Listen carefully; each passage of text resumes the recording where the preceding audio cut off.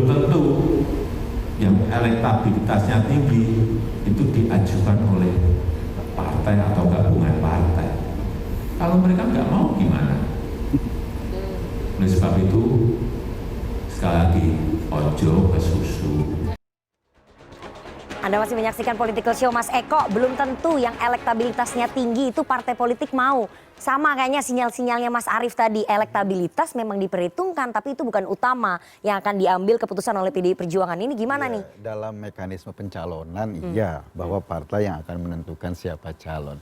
Tetapi setelah itu yang paling penting juga elektabilitas. Jadi ada dua rejim. Ada rejim yang formalitas pencalonan, ada rejim elektabilitas. Itu wilayah kita. Orang yang tidak berpartai, orang yang tidak terlibat dalam hiruk-pikuk partai politik, makanya saya bangun relawan. Itu wilayah kita bagaimana memperkenalkan. Sebenarnya saya pertama senang juga teman-teman dari PDIP ini wakil di sini Pak Arief, karena rambutnya putih sama Pak Ganjar sama gitu loh. Bisa aja loh nyamain loh. Jadi oh dulu sama-sama di Komisi 2, bener ya? Karena rambutnya putih, ini menandakan ada sinyal-sinyal yang baik buat saya gitu loh. Oh, hati-hati disemprit nanti loh.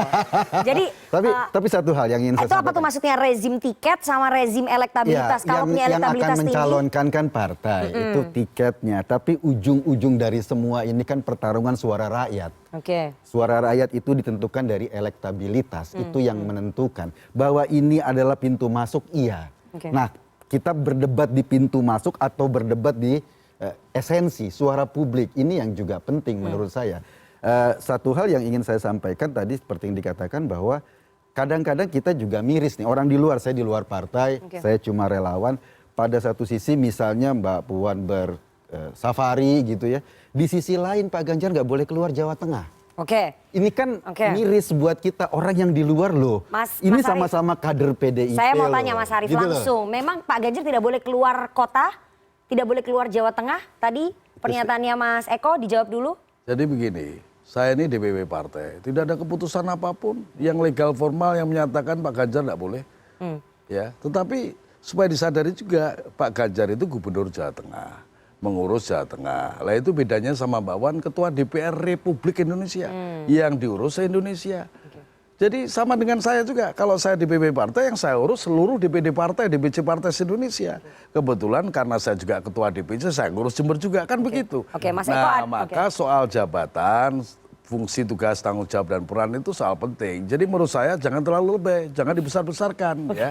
Kalau rakyat begini, kalau rakyat cinta kepada si A si B, mau disuruh apapun, cinta itu tidak akan pernah berubah. Tidak tapi akan berlain hati. Berarti tidak ada pemberitahuan ataupun pelarangan terhadap kepala daerah untuk keluar daerahnya begitu ya? Yang dikeluarkan oleh DPP partai. Loh enggak, ya kan kepala daerah harus tertib Pak. Iya kan, supaya ngurus rakyatnya serius. Apalagi masa-masa yang dihadapi sekarang juga semakin banyak. Kalau nanti nggak selesai kena dampak juga partai juga. Mereka taunya diusung PDI Perjuangan, dimenangkan juga oleh PDI Perjuangan. Kepala daerah harus tertib, harusnya ngurus daerahnya aja. Ngapain keluar kota Mas Eko? Tapi kan ada Sabtu, ada Minggu. Artinya kan kepala daerah yang lain ya, ketika kepala daerah memang fokus ke daerahnya, nggak harus ke tempat-tempat lain. Tapi kan ada wilayah, ketika itu disampaikan, nggak boleh keluar, persepsi yang ditangkap oleh publik apa? Siapa yang menyampaikan? Itu ini ada beritanya jelas kok di saya kira media itu. Itu cara membaca yang kurang begitu tepat menurut saya. Gimana menjelaskannya Mas? Memang ada, kita baca itu. Gimana ya, kalau saya ini pengurus partai. Iya makanya gimana gitu penjelasannya Mas? Nah, penjelasan apa? Penjelasan soal setiap kepala daerah harus tertib mengurus daerahnya. Kan itu saja. Emang di setiap daerah nggak ada masalah, ya. Kalau ada masalah-masalah nggak mungkin dong kepala daerah nggak bertanggung jawab, apalagi dari PDI Perjuangan. Begitu. Sebenarnya pesannya begitu. Kalau kemudian ditafsir berlebihan, lah ini yang susah. Makanya saya bilang ke teman-teman, kalau Ray Rangkuti melakukan analisa, jangan marah. Boleh saja dia menganalisa dari berbagai macam sudut pandang. Dengarkan yang baik, mungkin banyak hal yang positif kita bisa pakai. Tetapi kalau ada yang menyinggung kita, ya kita anu saja. Lapang dada saja. Tapi kenapa sih sebetulnya kepala daerah, kenapa sih Pak Ganjar harus keluar kota? Kepentingannya apa keluar kota? Justru tadinya kita nggak berpikir begitu. Tapi karena keseringan keluar kota? Bukan, ketika ada statement itu kita jadi berpikir, loh kenapa? Tadinya nggak ada masalah.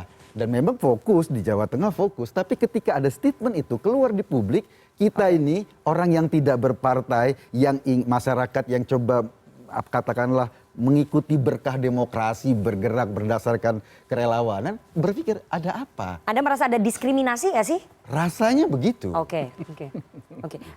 Rasanya ada diskriminasi, Mas Arief, kalau menurut relawannya Mas Ganjar. Dan saya mau tanya, menurut DPP fokus nggak sih beliau ini kerja? Semua diperintah untuk fokus kok. Oke. Tanpa terkecuali siapapun. Jadi jangan melihat hanya Ganjar, Koster yang gubernur Bali juga diperintah fokus. Tetapi kalau mengukur perasaan itu susah, Pak. Seperti dalamnya cinta itu susah. Nggak bisa, nggak pernah ada sekarang survei tentang perasaan itu. Ya.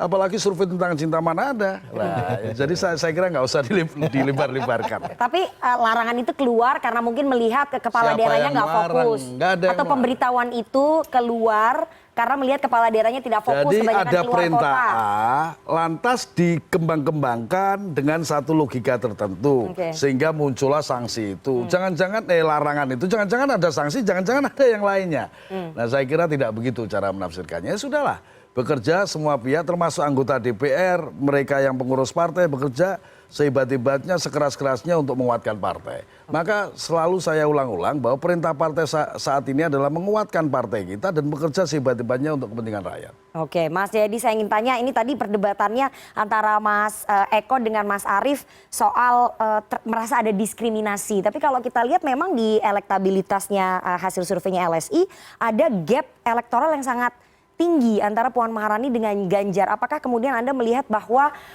keluarnya larangan tadi, dikoreksi sama Mas Arief, keluarnya pemberitahuan kepala daerah tidak boleh keluar kota atau harus izin ataupun harus memberitahu DPP itu sebagai upaya untuk menahan elektoral tokoh yang melejit, elektoralnya Ganjar yang melejit? Ya kalau menahan kan nggak bisa karena kan elektabilitas itu kan terkait dengan popularitas. Oke. Terkait dengan tingkat kesukaan, dan di era media sosial ini kan orang tidak harus pergi kemana-mana, cukup dalam kamar dia bisa dikenal di mana-mana kan gitu, apalagi ini ahlinya kan sosial media. Oke. Gitu. Jadi apa namanya, kecuali kalau era dulu era pamflet ya, era harus cetak ya nggak bisa. Tapi kalau sekarang saya kira itu tidak menjadi faktor yang terlalu harus dipersoalkan menurut saya. Justru mungkin timnya Mas Ganjaris itu Mas Eko itu jauh bisa bisa lebih inovatif tuh. Ya, makin kenceng tuh media sosialnya, meskipun jangan sampai dikesankan jadi gubernur media sosial kan gitu kan. Jadi itu salah satu hal yang menurut saya penting. Nah, kembali ke soal tadi ya, saya kira saya melihat memang ada upaya dari DPP PDI Perjuangan untuk menegaskan bahwa salah satu wajah PDI Perjuangan itu adalah Mbak Puan. Nah itu kan, saya kira itu wajar saja kan. Wajah partai itu kan ada di parlemen, misalnya wajahnya Mas Arief. Wajah partai itu ada juga di eksekutif, dalam hal ini misalnya Jokowi yang utama. Kalau PDI ya, wajah partai bisa juga di masyarakat dan di antara elit partai. Nah itu kalau di PDI itu wajahnya sekarang paling tidak ada 3. Siapa aja? Bu Mega, Pak Jokowi, dan sekarang muncul Bu Puan. Oke, jadi yang Ganjar ini nggak ada wajahnya ya? Tidak karena dia masih ruang sebagai gubernur. Oke. Posisinya kan tidak resmi mewakili DPP partai kan, dia posisinya memperoleh penugasan sebagai gubernur. Jadi menurut saya selain yang disampaikan oleh Bang Rey tadi, bahwa Mbak Mega melakukan safari politik kemana-mana itu untuk menegaskan bahwa dia adalah salah satu wajah dari PDI Perjuangan, dan bahwa kalau ada orang menafsirkan sebagai salah satu wajah utama PDI Perjuangan kan Bu Mega sudah ketua umum, Pak Jokowi sudah presiden. Ini adalah wajah baru berikutnya yang mungkin saja menjadi salah satu calon presiden, yang bisa jadi calon presiden atau calon wakil presiden. Nah, yang menarik adalah PDI penegasan itu kan bisa kedua arah, ke internal PDI Perjuangan. Internal itu ada 2. Fungsionaris dan para pemilih PDI Perjuangan, ya kan? Lalu eksternal, ya eksternal itu ya pemilih secara umum. Nah, saya kira salah satu prioritasnya di situ antara lain adalah menegaskan juga kepada internal PDI Perjuangan, termasuk para pemilih PDI Perjuangan, bahwa ada Mbak Puan loh, gitu kan? Nah, yang menarik PDI Perjuangan itu seperti juga PKS adalah partai yang pemilihnya paling disiplin. Baik. Kalau yang ikut garis partai, pemilihnya ya, terutama yang ada di basis-basis seperti Jawa Tengah, Bali, Sumatera Utara, Sulawesi Utara, dan sebagainya itu. Jadi bisa saja itu mengkhawatirkan pihak Ganjar. Oke. Ya kan? Dari sudut itu. Ya.